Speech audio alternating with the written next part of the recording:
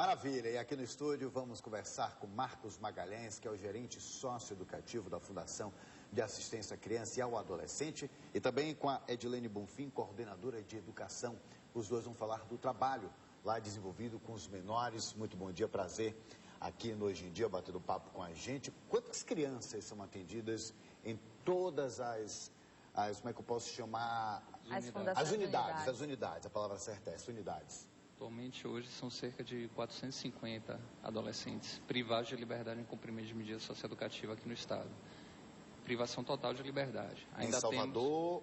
Salvador, 2 unidades, né? A Casa Salvador e a Casa CIA, no Centro Industrial de Aratu, e a Casa Feira de Santana. Além disso, a Fundac é responsável pela execução de medida de semiliberdade, que é o regime meio aberto, né? E aí são cerca de 40 adolescentes em cumprimento de semiliberdade. E é até bom a gente estar falando sobre esse assunto, né? Porque a gente vê a importância da Fundac e também vê a ressocialização desses menores. A gente está aqui com a Edilene, que pode falar sobre isso. Acontece mesmo essa melhora, não é isso, Edilene? Bom dia. Bom dia. Bom dia. Acontece o objetivo das oficinas, né, de profissionalização, com esse intuito mesmo de fazer com que esse adolescente, ao sair da unidade, né, após a iniciação profissional, ele tenha, de certa forma, um direcionamento para a profissionalização lá fora, de maneira que ele não venha a reincidir. Então, a inserção dele, a reinserção social é algo que o trabalho da Fundação da Criança e do Adolescente procura assegurar. Só para eu entender, quando a gente noticia, né, que determinado menor foi apreendido pela polícia, o destino dele sempre é a Fundac? Como é que é esse procedimento? Olha só, a Fundac participa do processo de responsabilização diante do cometimento de atos infracionais praticados com violência ou grave ameaça. Mas o Estatuto da Criança e do Adolescente, que rege, né, um regime diferenciado, não é pena, é medida socioeducativa, diz que existem outras medidas socioeducativas que podem ser aplicadas. O adolescente praticou um ato de natureza patrimonial, por exemplo, um furto simples, ele pode ser advertido pelo juiz, ele pode ser encaminhado para um cumprimento de prestação de serviço à comunidade, cumprir uma liberdade assistida, que é estar por um tempo frequentando a escola, no convívio familiar e comunitário. Não necessariamente na Fundac. Né? Não necessariamente privado de liberdade. Aí a privação, que equivale à privação de liberdade, é uma situação extrema, né? Acontece em aí qual é quando situação? Os atos cometidos com violência ou grave ameaça. Homicídio, latrocínio, né, que é o roubo seguido de morte. Os casos As infrações mais graves. Né? Mais graves. Quantos casos chegam para vocês lá no Fundac, Marcos? É isso. Hoje nós temos 450 adolescentes em cumprimento nessas unidades que a gente está apontando para vocês. Existe demanda do estado da Bahia todo e os juízes têm tido uma preocupação ao longo do tempo. Já foi até destacada aqui a mudança de perfil, né, do cometimento de atos infracionais por esses adolescentes. É um fluxo, a gente não quer dizer sazonal, mas pode variar um pouco. A unidade, há 2 anos atrás, estava com cerca de 130 adolescentes cumprindo medida, que é inclusive a capacidade estrutural dela. Hoje nós estamos, a Casa Salvador está com 290. Esses meninos, eles chegam revoltados? Como é que eles chegam no momento? Porque tem todo o trabalho de ressocialização. Mas na hora que eles chegam, dá para perceber uma revolta, uma indignação? O que é que acontece? Varia. Tem adolescentes que a demanda deles é muito relacionada à utilização de substância psicoativa, e aí não dá para falar de revolta, às vezes é necessidade de atenção e cuidado diferenciado, mais relacionado à questão de saúde. Mas são pessoas comuns a gente, né? Temperamento, cada pessoa tem um tipo, às vezes no ambiente de trabalho, no ambiente escolar. Tem os adolescentes com uma vivência infracional, que a gente chama, né? Que aí acaba retornando, tem muitos adolescentes que acabam retornando. Né? Agora lá tem esses trabalhos também, né? De terapia, não é isso, Edilene? Você pode falar pra gente que trabalhos são feitos para esses tipos de adolescentes que chegam dessa forma lá?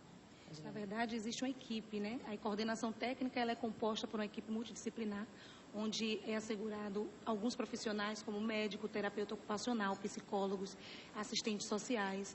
E esse trabalho é voltado para a atenção integral, né? É o formato, a coordenação de saúde integral assegura o funcionamento, né, de toda essa equipe, de maneira a assistir esse adolescente que chega com essas reações, né, por conta de uso de drogas. Então, essa equipe multidisciplinar, ela dá conta de atender o adolescente diante das necessidades com que ele vem e se apresenta. Então, dá para perceber que é um quadro grande de profissionais que trabalham no Fundac. Como é que é feita essa sustentabilidade dessa fundação? Marco. É uma fundação vinculada à Secretaria de Assistência Social, conta com recursos no orçamento público do Estado mesmo, diferenciado, e é um trabalho realmente complexo, especializado, né? E ele é, naturalmente, o atendimento socioeducativo, ele conta com a interdisciplinariedade, né, e a multiprofissionalidade, a multidisciplinariedade nesse atendimento. Ele passa pelo aspecto das oficinas profissionalizantes, foram destacadas aí, mas a gente tem a inserção escolar, eles estão privados de liberdade, mas não deixam de frequentar a escola. Eu ia até perguntar isso, Tem a gente está vendo os adolescentes, mas e a família, né, Marcos? Como é que a família participa nesse... Essa chave no processo. É isso que eu queria saber, porque os pais, como é que eles se comportam, o que eles fazem, como é essa questão da direito família? à convivência familiar e comunitária, ele fica estreitado, né, porque eles estão privados de liberdade, mas assim, o fundamental é que durante o cumprimento da medida os pais participem do processo, até porque são as pessoas de referência para esse adolescente.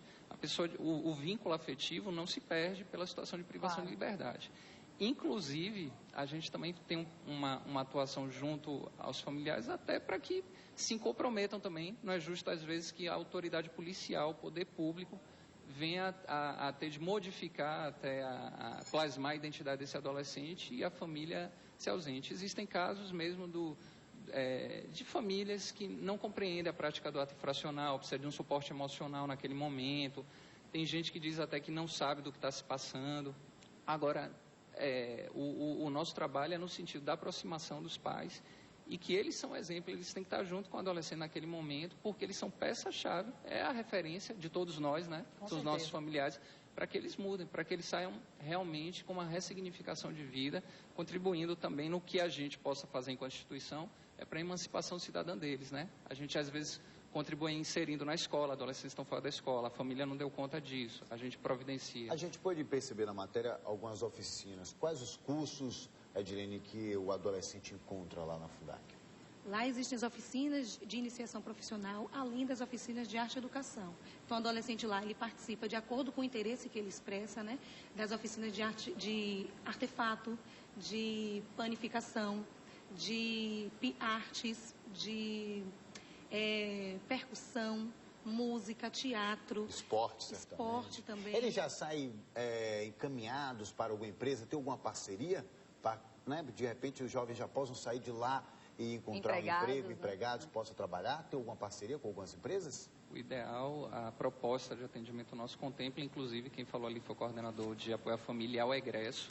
O ideal é que ele já saia com um encaminhamento, inclusive, na área de escolarização. Mas vocês têm essa parceria? Vocês têm? Temos algumas. Agora mesmo temos 11, uma parceria com o tribunal super recente, acabou de ser formada, e já temos adolescentes atuando como jovens aprendizes no Tribunal de Justiça do Estado, que é o órgão, inclusive, responsável pela responsabilização deles. Que legal. Eles estão lá atuando como profissionais do Tribunal de Justiça. Mas temos em vários... a própria comunidade, a sociedade civil também oferece os cursos. O importante é isso, né? Mais do que ressocializar lá, é ter oportunidade. Né? Sair, não adianta ter a oficina, o curso, e a jovem, o adolescente sai de lá e não tem oportunidade. Porque se não tiver oportunidade, acaba cometendo o mesmo crime.